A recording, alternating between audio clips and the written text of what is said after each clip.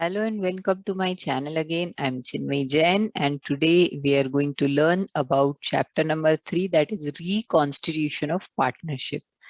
सबसे पहले तो हम ये समझते हैं कि ये रिकॉन्स्टिट्यूशन वर्ड का मीनिंग क्या है, उसके बाद हम एडमिशन तक जाएंगे। ठीक है, तो चलिए शुरू करते हैं। मीनिंग ऑफ रिकॉन्स्टिट्यूशन क्या होता है? तो there are three things in it. First one is change in agreement of partners. Partner का अग्रीमेंट चेंज हो रहा है ना। What is agreement? Partnership deed याद है ना? Partnership deed, that is agreement here. Second thing is change in relationship of the partners. Change in relationship का मतलब है कि या तो कोई न्यू पर्सन पार्टनर बन रहा है या कोई ऑलरेडी जो पार्टनर है वो बिजनेस से बाहर जा रहा है, वो कहलाता है चेंज इन रिलेशनशिप। या फिर change in profit sharing ratio of partners. Partners वही के वही हैं और उनका प्रॉफिट शेयरिंग रेशियो चेंज हो रहा है।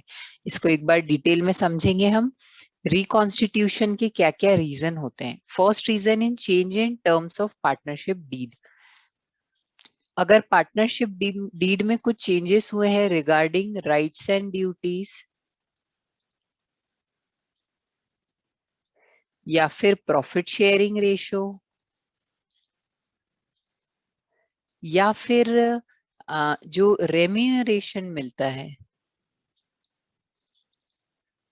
उसके रिगार्डिंग, तो इस तरीके से पार्टनरशिप डीड में अगर कोई भी चेंजेस होते हैं तो कोई भी टर्म्स चेंज होने के कारण अग्रीमेंट चेंज होता है, और अग्रीमेंट में चेंज हुआ तो that will be called as reconstitution of partnership. Next आ जाता है admission of partner. If any new partner is admitted in the business then it is called as admission of partner. इसके अलावा third reason हो जाता है retirement of a partner. कोई partner काफी सालों से बिजनेस में काम कर रहा है बट अब वो रिटायर होना चाहता है, या फिर सारे पार्टनर्स मिलकर के और एक ऑलरेडी एक एज डिसाइड करते हैं कि ये एज के बाद पार्टनर्स को रिटायरमेंट लेना होगा। इन दैट केस कोई भी पार्टनर रिटायर होता है।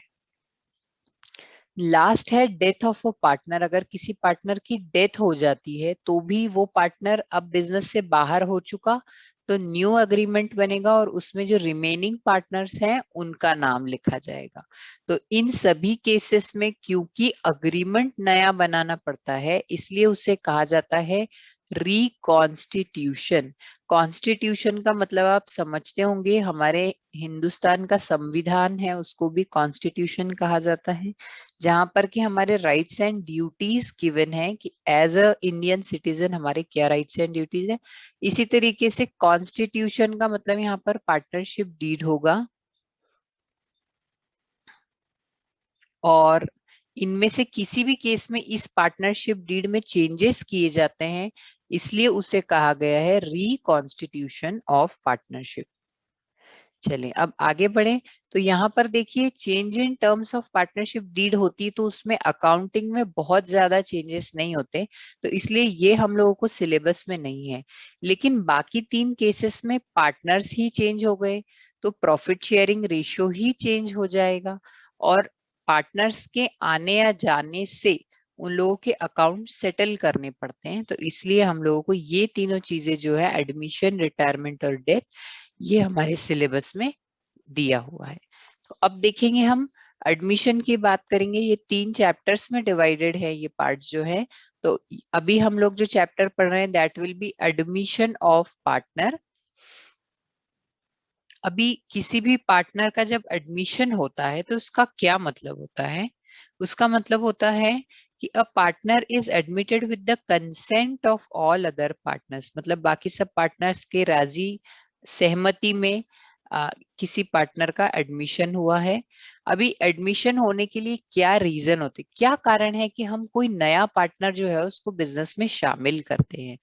तो पहला रीजन तो है increase in capital. We want to increase our capital. जितनी कैपिटल है उसमें से हम चाहते हैं कि अभी बिजनेस और एक्सपांड किया जाए, लेकिन जो एग्जिस्टिंग पार्टनर्स हैं उनके पास कैपिटल नहीं है, तो एक नया व्यक्ति अगर ऐड होता है तो उसके साथ साथ नई कैपिटल भी ऐड होती है और बिजनेस जो है वो हमारा बढ़ सकता है। नेक्स्ट है इम्प्रूवमेंट इन मैनेजमेंट। देखो कोई भी बिजनेस चलाने के लिए उसको अच्छे से मैनेज करना जरूरी है। If you don't have a good management then business ज्यादा लंबा नहीं टिक पाता है। नेक्स्ट है to bring in technical people in business.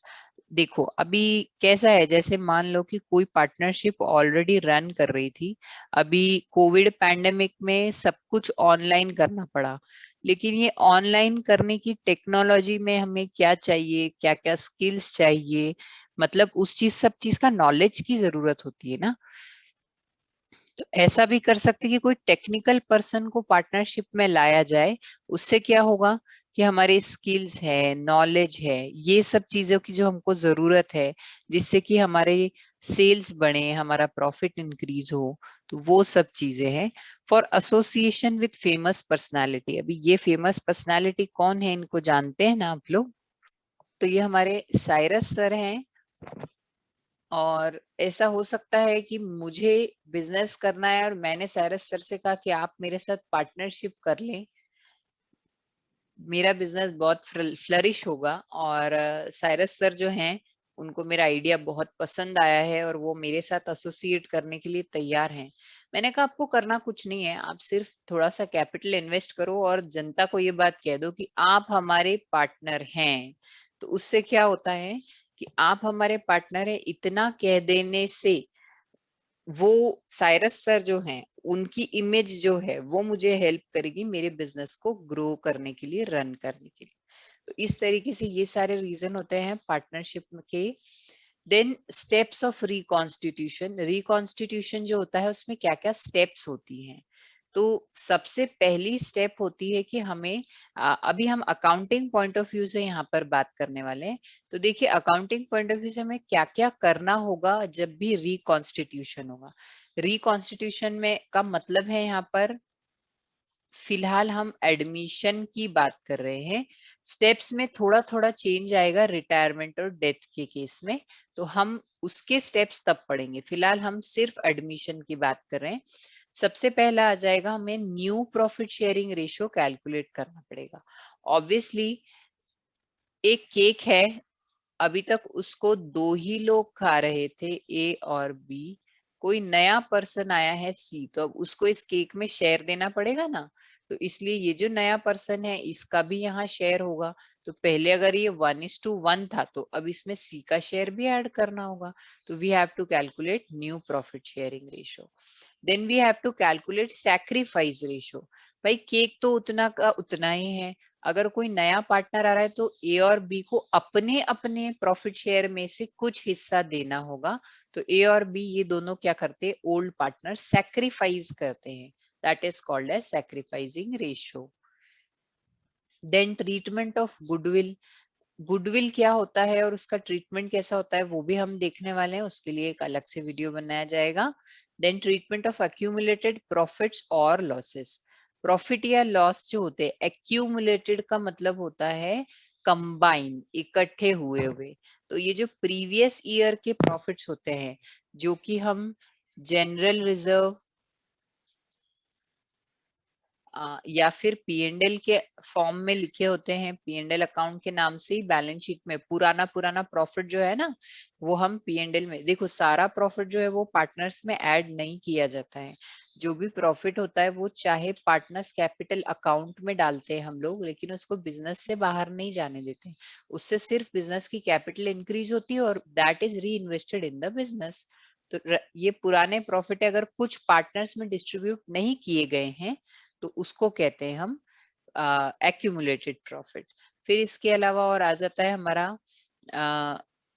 ये है revaluation of asset and liability, इसके बारे में भी हम डिस्कस करेंगे।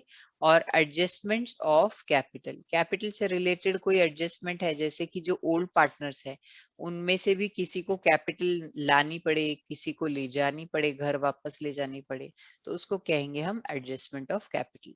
ये सारे पॉइंट्स हम धीरे धीरे करके पूरे चैप्टर में समझने वाले हैं, तो आप लोग बने रहें साथ में। और ये वीडियो देखने के लिए थैंक यू। अपने फ्रेंड्स के साथ इसको शेयर जरूर करें, क्योंकि इसमें जो इंफॉर्मेशन है, जो बिट्स एंड पार्ट्स में डिवाइड करके मैं जो यहाँ एक्सप्लेन करती हूँ वो क्लास में जनरली जो ऑनलाइन क्लासेस हमारी रहती है उसमें नहीं हो पाता है। तो ये वीडियो जरूर शेयर करें, आप भी देखें और चैनल को सब्सक्राइब करें so that you can get notifications. Yes, of course, press the bell icon also. Thank you.